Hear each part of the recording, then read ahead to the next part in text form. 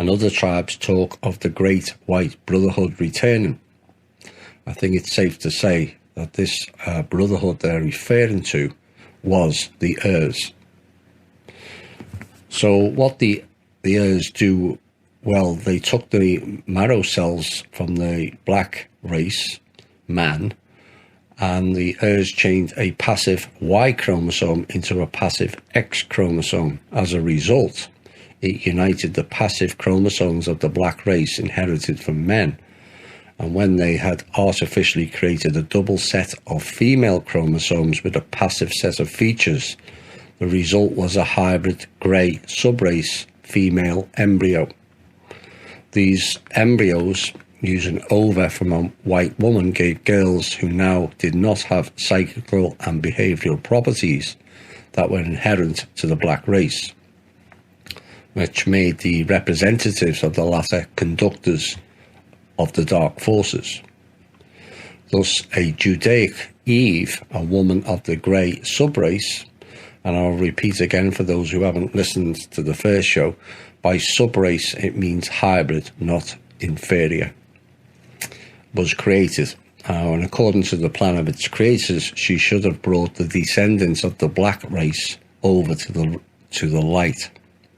For the genetic correction to be dominant in the descendants of the black race, some periods of time must have passed for these changes to accumulate. Only when the number of carriers of the changed genetics reached critical quantity would the genetic changes become irreversible and also dominant. But the hierarchy of the dark forces did not allow time to complete the process of genetic transformation. The creature parasites made a successful attempt to renew their destroyed system in the active sacred area, which is known as the biblical Eden, which is in India. There are 4 of them, using the remaining genetic manifestations. It was not full, but it was enough to turn back the process that the Urs had launched. Both the work done at the genetic level and the knowledge brought back to the black race were unable to neutralize completely the possibility for the restoration of old habits.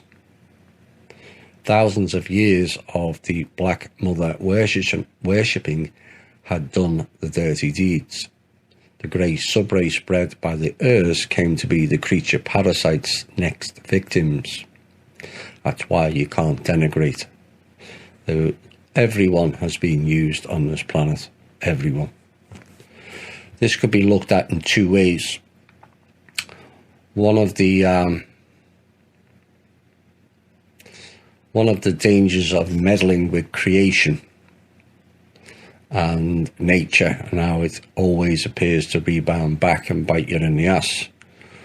Or 2, in desperate times, desperate decisions have to be taken for the benefit of all. And this was one of those cases, as the dark infection was not just about here on Midgard, Earth, but all the other Earths also throughout the universe.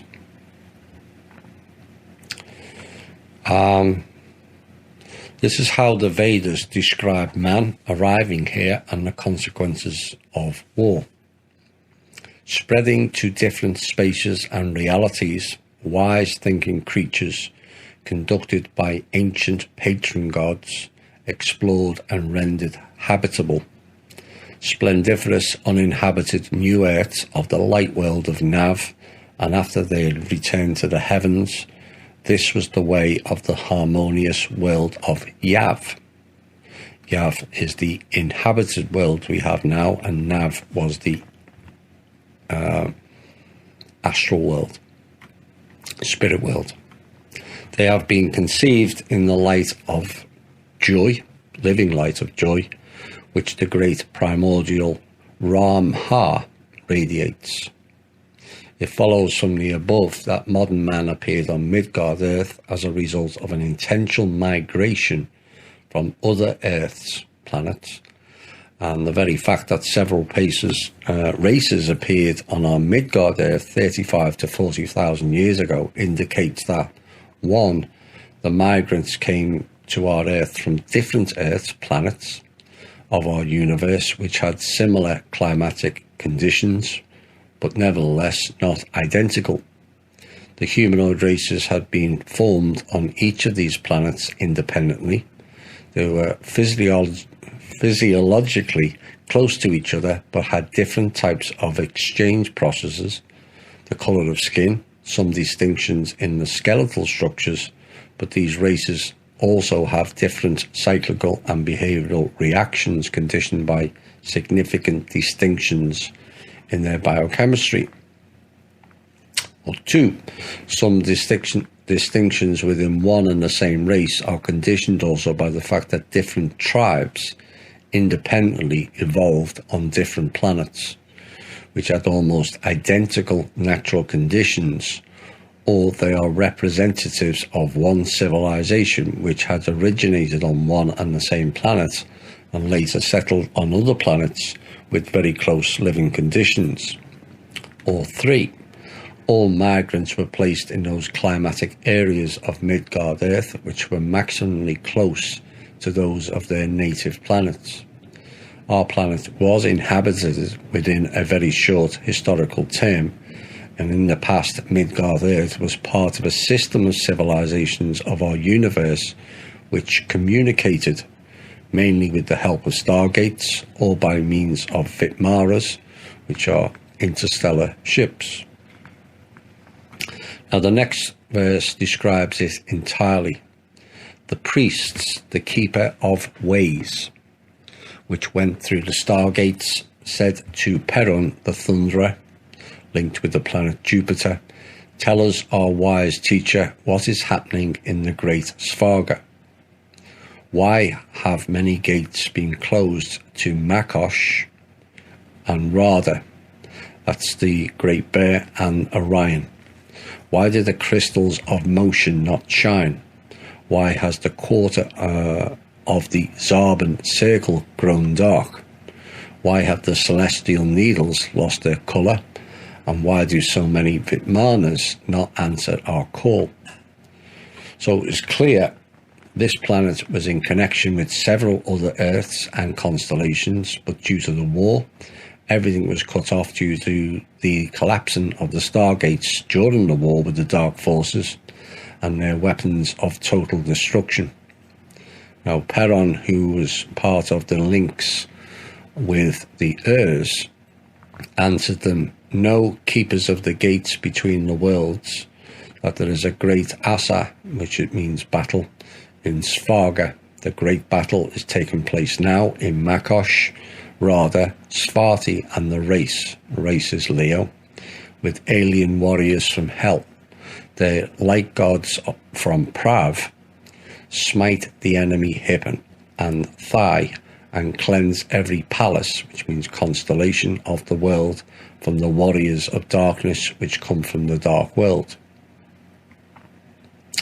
Now, most likely the priests, the keepers of ways which passed through the stargates, maintained and repaired these devices, which were intended for travelling between stars and planets, and a person entered into the stargate on one planet and exited on another. In order to realise similar transition, stargates must be on both planets. Their damage or destruction on any planet made the contact then impossible.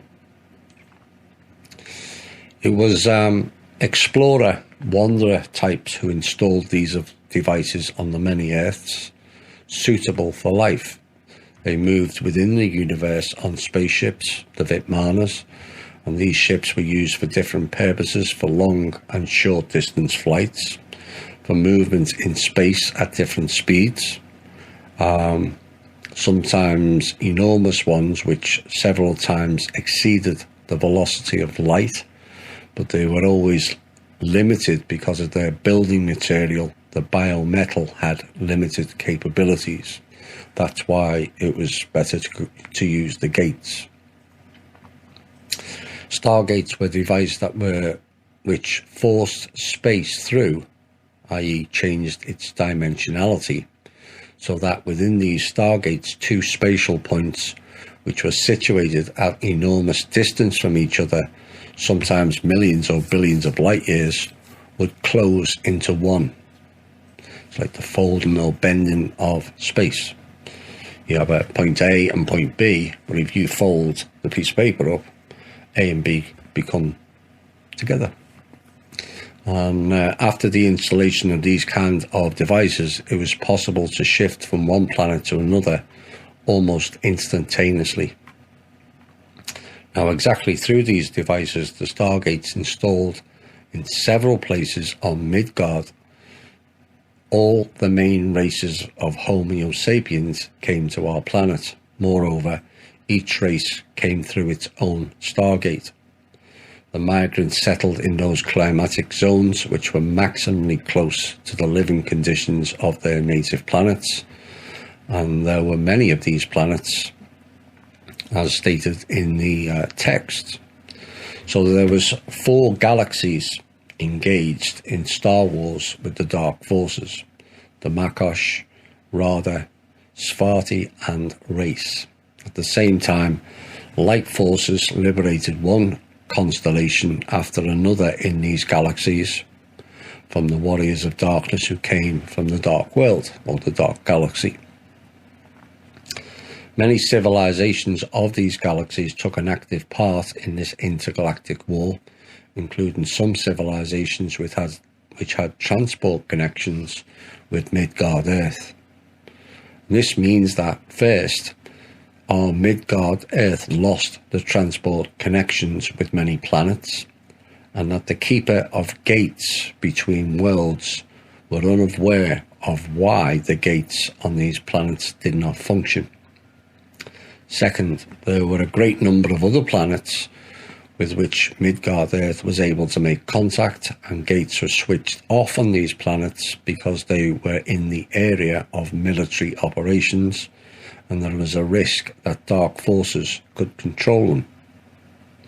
If dark forces had managed to take the working gates, they could have quickly and unexpectedly appeared on many other planet Earths, with which the worlds mentioned in the extract had contact through the gates.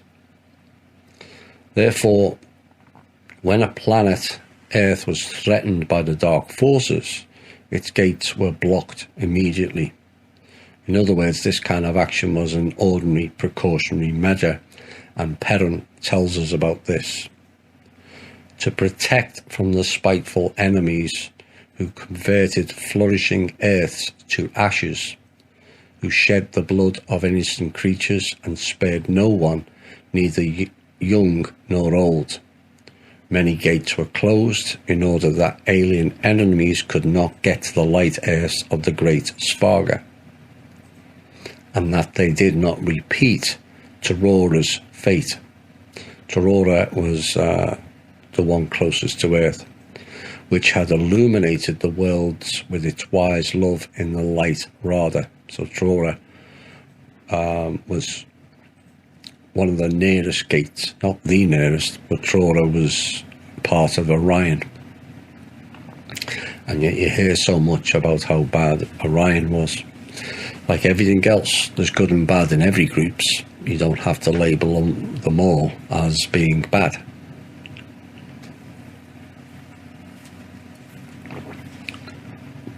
So Perrin we can clearly see Perrin had not been one of the gods, though he was considered as such afterwards, but was one of the hierarchs of the space light forces.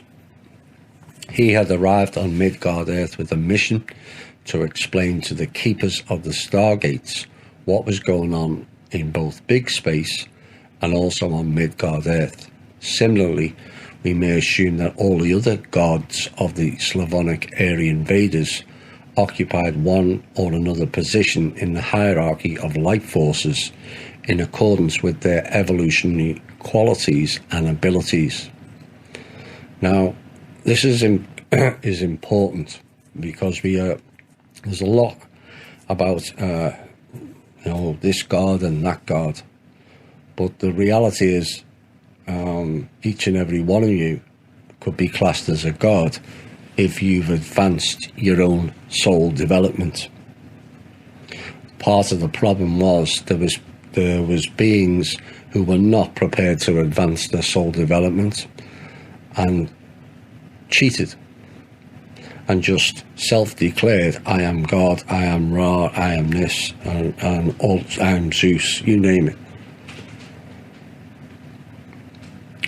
Titles.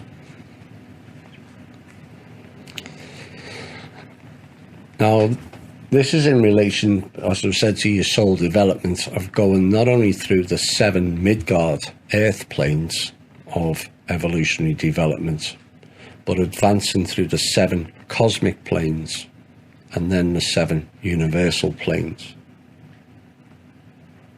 A being, whether it's from one of the Draco or one of the humans or one of the Pleiadians, that goes through those stages is technically a god. They're not there to be worshipped. Can be admired, but certainly not worshipped. The key is, what are they doing with that knowledge and evolutionary development? As I often use the term that Tanath used, never put anyone above your own heart. But these are, some of these dark forces are the gods that many people are sadly praying to on this planet, and it's doing tremendous damage. So when you go through those evolutionary planes of soul development, you then become the teachers, like the Urs, and the hierarchy of the light forces. And the dark forces wanted and still prevents beings on this planet and many others from developing beyond the lower astral plane of the subsequent Earths. For one, it stifles development, and 2, it feeds the astral beasts who are under the dark control.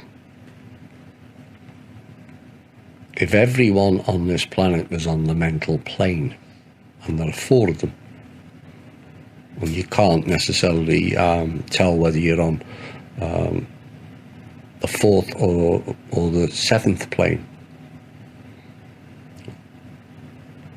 But if everyone was on the mental plane, no one would tolerate what's going on here.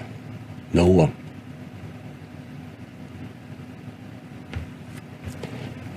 But it's of interest how Perrin describes to his listeners and subordinates on Midgard Earth the consequences of the Dark Forces' attack launched against some planet Earths, with which our planet had been contacted by means of the gates. Now Torora is deserted, left without life. The multi-gate circle is torn to pieces. Mountains are brought down on many needles, and only ashes of 7 sazens, and 1 sazen equals 7 feet. So in other words, the ash was up to 50 feet. And the same image, sorrowful and cheerless, that was seen in Arkelner on Rutter Earth.